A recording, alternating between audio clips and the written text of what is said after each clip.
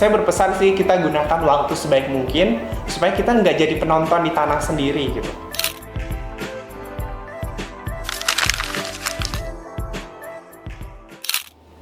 Halo Mula Warman Muda, kembali lagi bersama saya Laura di podcast Universitas Mula Warman. Nah, di episode kali ini kita akan ngobrol bareng sama mahasiswa berprestasi Universitas Mula Warman. Halo Kak Tony. Halo.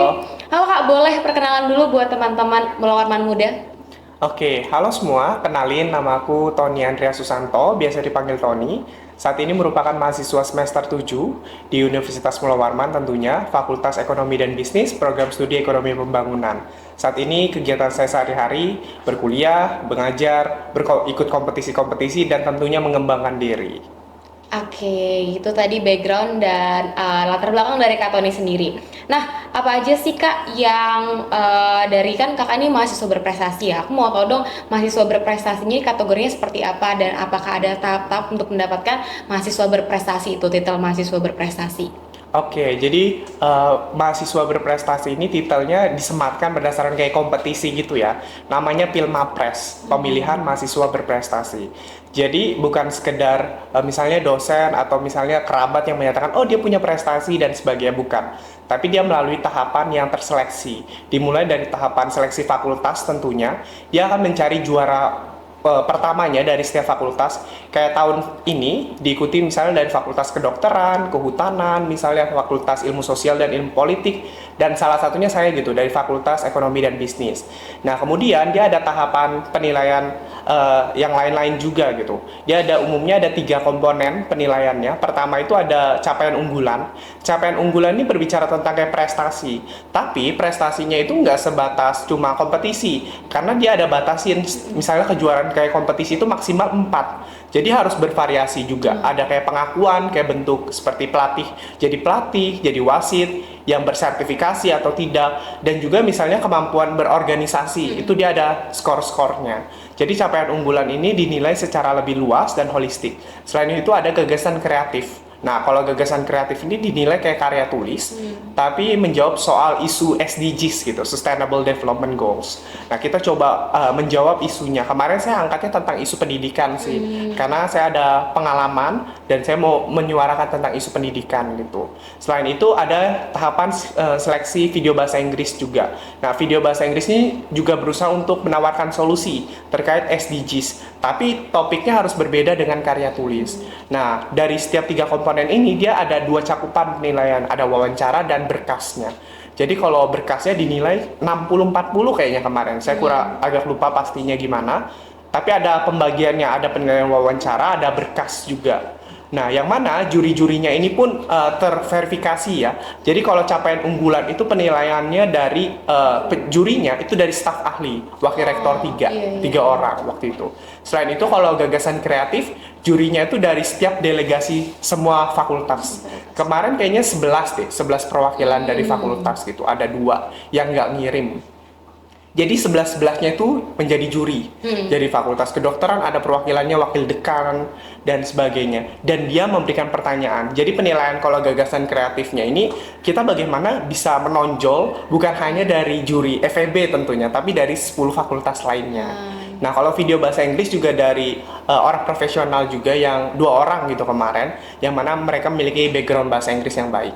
Berarti panjang banget ya Kak tahapnya, dan juga banyak proses seleksinya. Tadi ada wawancara, ada berkasnya, dan juga ada video, dan juga yang menilai itu para ahli gitu kan Kak, bukan orang-orang sembarangan. Oke Kak, tadi kan Kakak sudah membahas gimana Kakak prosesnya menjadi mahasiswa berprestasi. Berarti nanti di Universitas Mula Warman ada tingkat-tingkatan ya Kak ya. Setelah itu wilayah dan juga nasional ya nantinya Kak ya. Dia ada seleksi awal nasional baru ke nasional. Oke, berarti semuanya diuji ya Kak dari masing-masing universitas. Itu PTN aja atau PTS juga? PTS juga. PTS berarti semua universitas ya Kak terbuka. Oke, kalau begitu kan tadi kita udah bahas prestasi Kakak juga nih. Oh ya, sebelumnya kita belum ya bahas prestasinya.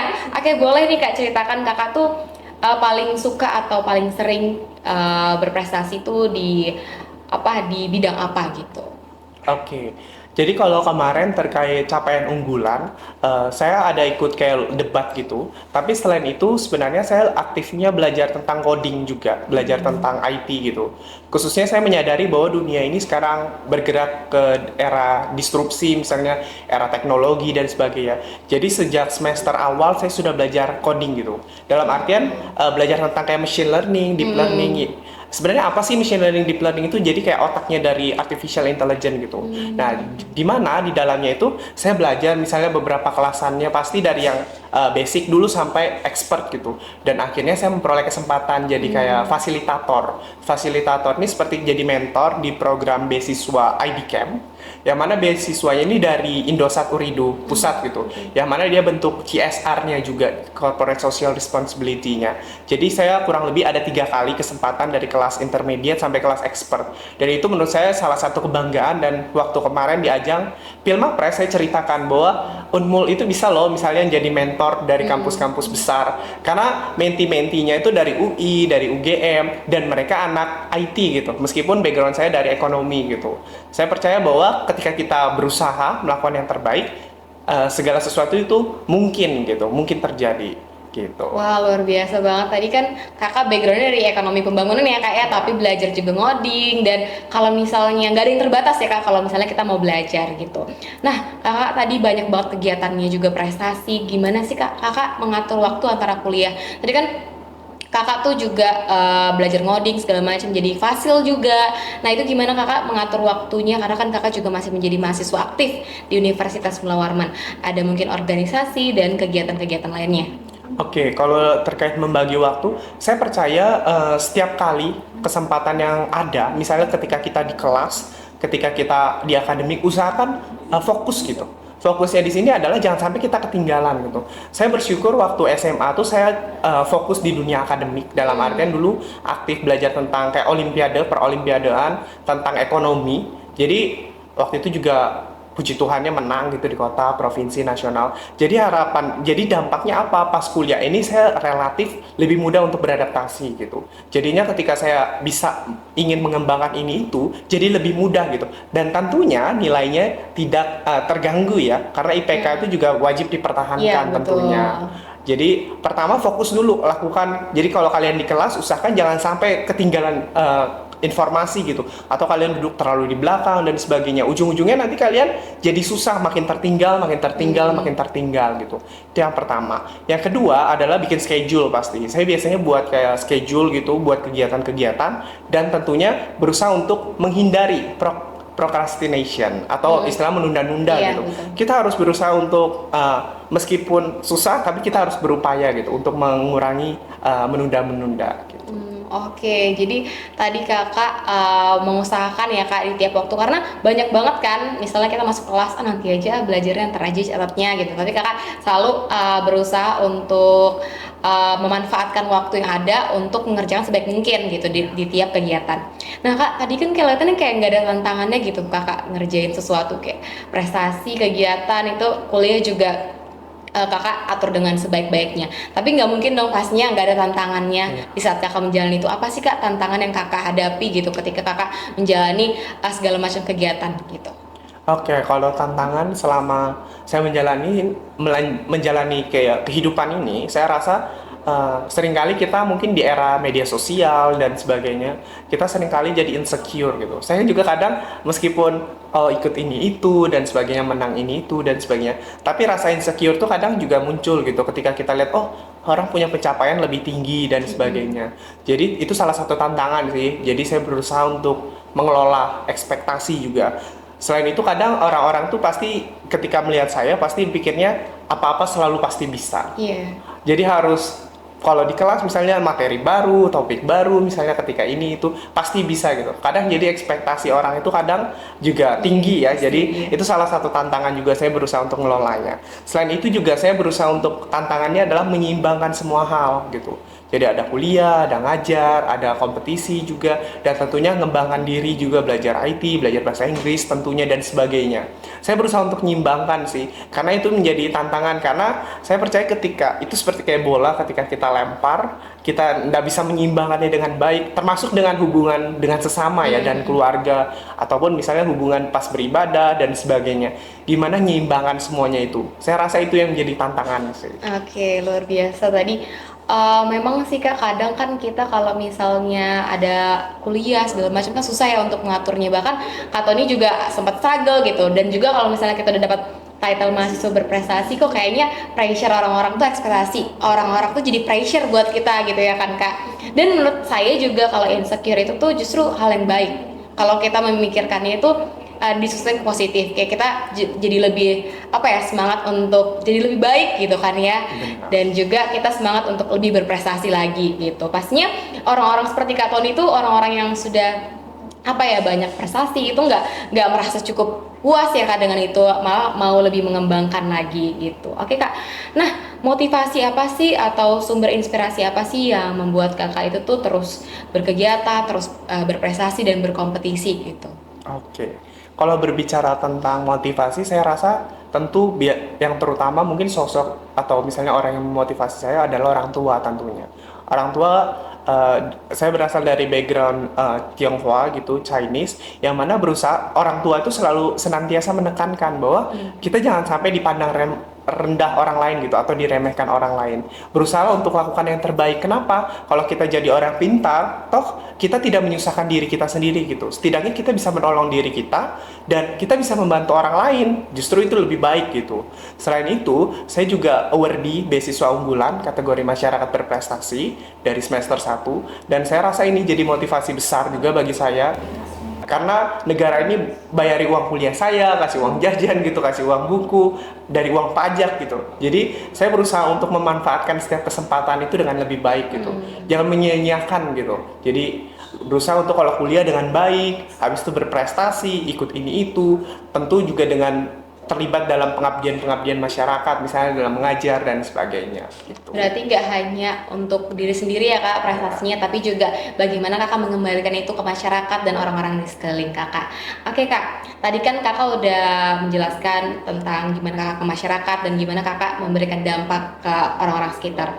Nah, apa sih Kak peran yang Universitas Mula Warman itu lakukan untuk mendukung mahasiswa-mahasiswa berprestasi yang ada di Universitas Mula Warman menurut pandangan Kakak sendiri?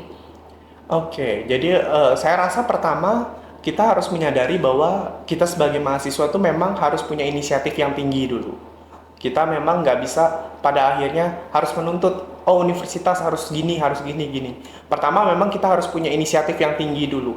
Saya percaya ketika kita punya inisiatif yang tinggi, kita punya prestasi setidaknya sedikit demi sedikit, Universitas Mula Warman tuh nanti akan mulai melirik dan akan mengakomodir kita gitu.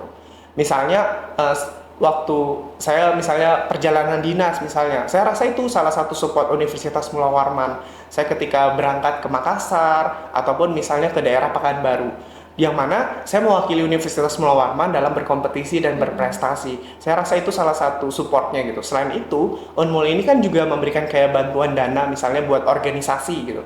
Yang mana organisasi itu saya rasa itu salah satu bentuk ya, bentuk Universitas Mula Warman untuk membantu kita untuk berkembang dan menemukan relasi.